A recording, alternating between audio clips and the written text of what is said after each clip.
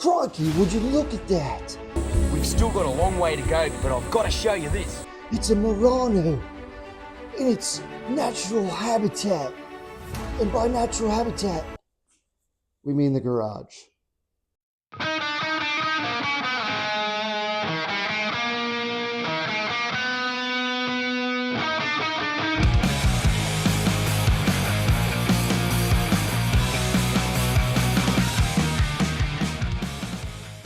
That's right, the Murano's back in the garage again. That's because every once in a while when we go to start this up, it just won't fire. At least not right away anyway. And my gut suspicion says it's probably the 22-year-old fuel pump in it. So today I'm going to show you how to take care of that on one of these first-gen Muranos. Now the Murano has been giving us some fits lately, and sadly, its days are probably numbered with our fleet. That's because with my daughter going off to college, probably in Florida, we need something a little bit more reliable and maybe newer. But I'll stop myself short of saying this car hasn't been reliable. This car has 149,000 miles on it. It hasn't been the most well-maintained, at least not before us. And it's served a good life, and I think it could still serve a good life to a new driver or someone who just wants a cheap ride. But for now, let's get this fuel pump in. But before we start, I need to give you a disclaimer. You're going to be working with an open fuel tank and open fuel vapors. That means you take all the safety precautions you need, such as having a fire extinguisher handy, and also you keep in mind that you do this job at your own risk. Starting off, we're going to disconnect our battery negative. Take power away from the battery. Next thing you need to do is bring up your IPDM, and what you're looking to do is this very bottom left fuse, 15 ampere, that is to your fuel pump. You need to pull that and just set that off to the side. Now with that pulled off, we're going to apply power back to our battery just for a second, and that's just because we are going to crank this off to bleed the fuel pressure. Now we can disconnect our battery again. Now that you've effectively bled the fuel pressure off, it's time to get under the rear passenger seat to access the fuel pump.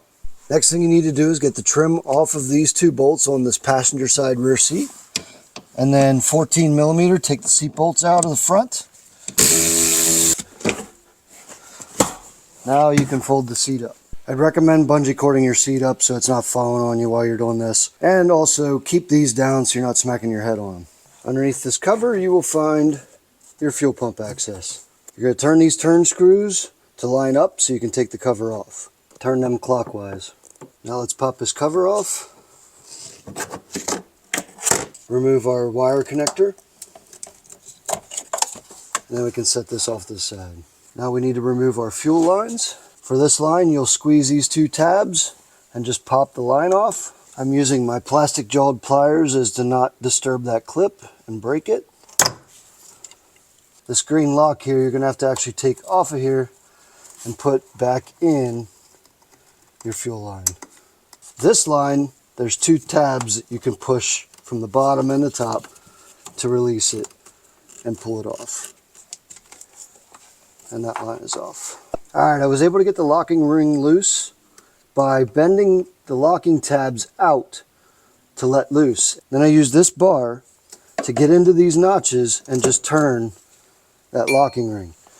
Now it's probably going to be fun getting that locking ring back on, but we'll see what we do. So at this point now you should be able to take your locking ring off now that you have it unlocked. You may have to bend your tabs back in to get it off. There's your fuel pump. And it looks like my daughter filled the tank. No, God! Alright, what I'm going to do now is just lift the fuel pump out carefully, trying to avoid making too much of a mess.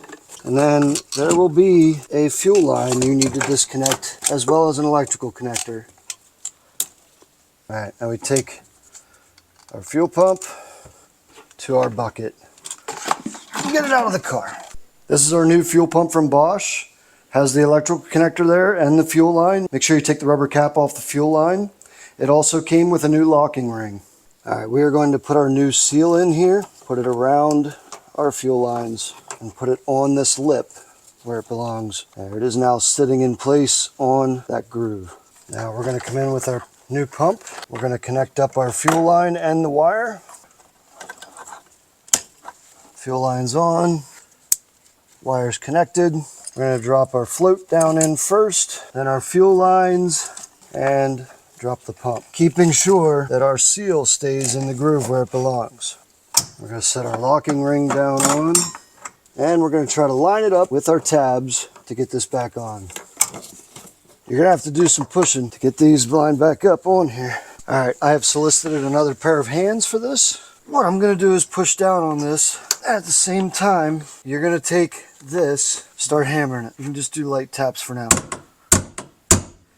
All right, now you can see everything is lined up where it's supposed to be. What I did was just push this down by hand while he hit these notches, and we just hit them in different spots till we got this to spin around. Now I can take, since I bent these tabs back a little bit, I can bend them back the other way now to lock this in place. Now we can take our plastic caps off these ports for the fuel lines, and we can put in this fuel line, lock it in place, and we can put in this fuel line and lock it in place. Now we'll take our cover and we will plug in our electrical connection underneath. Now we can put our cover back on and turn our locks back the opposite direction. All right, now I have the fuel pump fuse back in and I have the battery reconnected. I'm just gonna turn the ignition on and see if I can feel this pump pumping. All right, I'm gonna turn the key a couple times just to prime the fuel system back up. And then I'm gonna try to start it and see how we're doing.